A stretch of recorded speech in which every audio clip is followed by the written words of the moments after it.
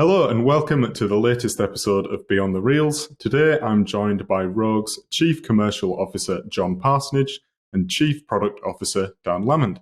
Today we'll be talking about one of the studio's latest slot releases, Mega Laser Kitty Cube. How are you both today? Recovering from G2E still, but good, thank you, Danny. Yeah, all good, thank you. So before we go into the title itself, could you just tell us a little bit about yourselves and the role you both play at Rogue? We'll start with you, Dan. I'm Chief Product Officer, so come up with the game ideas, balance the maths, sort of small studio, so game producer role, sort of, everyone kind of pitches in across all those things. My background, most recently, I set up Slingo Originals Studio for Gaming Realms together with Phil Houston, who's our other co-founder. And then we've started this up together with John in the last sort of year and a half. So yeah, my role is mainly commercial, but I cover other areas as well. Very much sort of picking up all the other bits that Phil and Dan don't want to do. So anything from accounts to contracts, basically. So yeah, we've been together since 2020. We've been coming up with ideas and new games since then. And our history goes back before then when we were sort of just contacts, friends as such in the industry. Fantastic. So Mega Laser Kitty Cube is certainly a unique slot release, to say the least. So could you just give us some insight into how you came up with the crazy cat theme for this? We probably approach games a little bit differently to a lot of studios. We kind of come up with mechanic first, so there's always sort of 5 to 10 sort of demos at various stages being played and stuff. And once we get one that we've balanced and plays well and we all like, then we start looking at the themes and the styles. And this kind of seemed to just fit the originality and the entertainment kind of style of the mechanic fit with this. And it's obviously, the intention is it's loosely based on sort of early sort of memes, Space Cat and all this was the intention to kind of be fun and put a smile on the player's face. And I think hopefully from the feedback we got so far and the stuff, it's doing that. I should give a shout out as well to our artist Sylvia, who did an amazing job on this as well. She's really nailed what isn't a typical slot style. So we're really pleased with it. When we first played with the mechanic, we all loved it. I mean, it was a really good mechanic. We knew it would be fantastic. But when Dan came up with the idea of Mega Laser Kitty Cube, so I must admit I wasn't all for it straight away. I was a bit confused by it, but it actually works really well. It does really work well. So credit to Dan for that. But yeah, he does come up with some crazy ideas, which kind of fits. That's basically what we're about. We're about being different. So the mechanics are different, the themes are different, and everything kind of works well together. Yeah, I would definitely agree that the theme of the slot does go with the sort of laser style of the mechanic. So this is one of your new range of slots, which focuses on sort of unique in-house titles instead of IPs.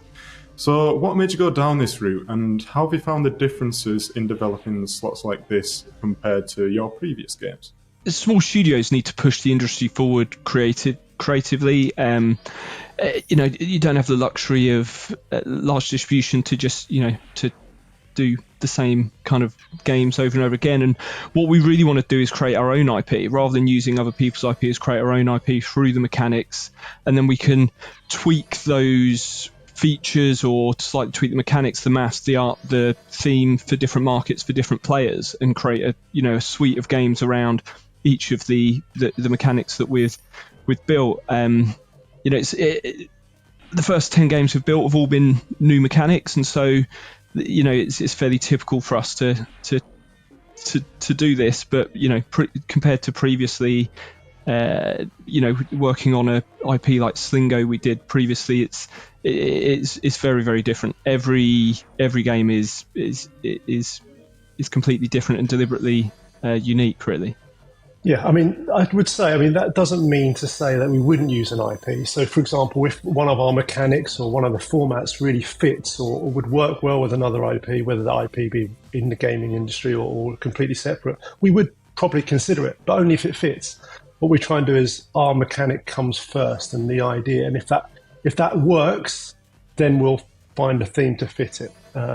So I think that's how we work differently to most other studios. And I think that, like Dan touched on, it's because we're quite small, we're quite agile, and we're quite like a collective to some extent. We kind of work together on these things, and when an idea comes together, we get feedback from our teams, from our people, and we work on it together. It's like a fun project.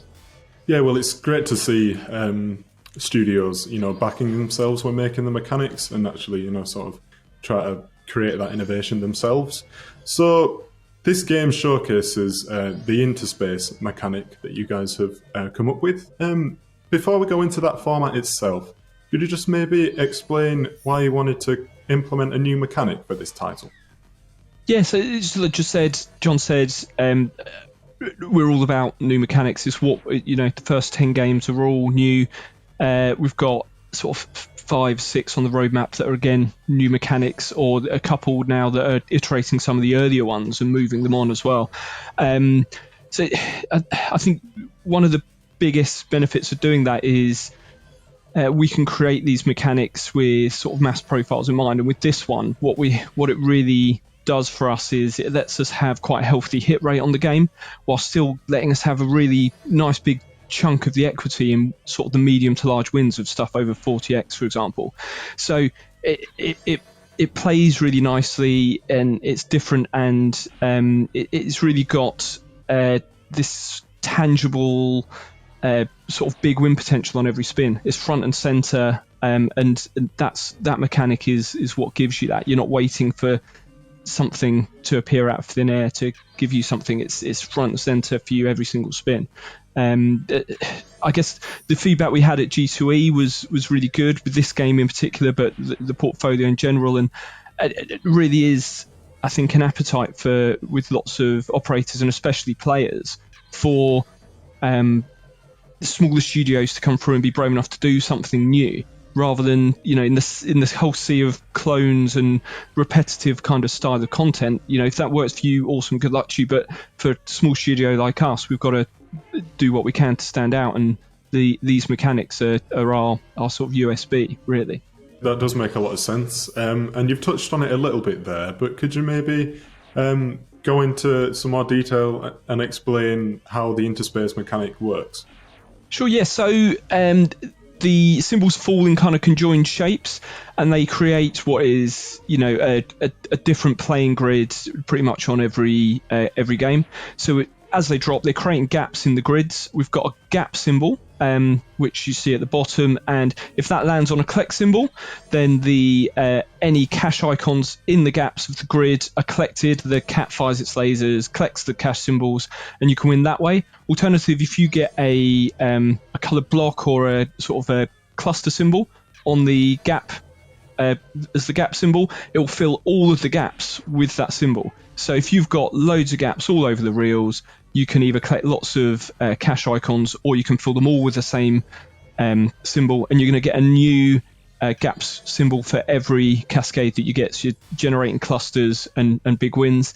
In the bonus, it's free spins, and you play with a full grid of cache icons as well. So that, together with 2 gap symbols, where you're guaranteed to collect on every spin in free spins, you're guaranteed to win cluster and cash wins on pretty much every spin in free spins. So it's quite a fun game with lots of different ways to win, and there's so much variation where there's the big win potential all the time. So that's why we're so excited about it.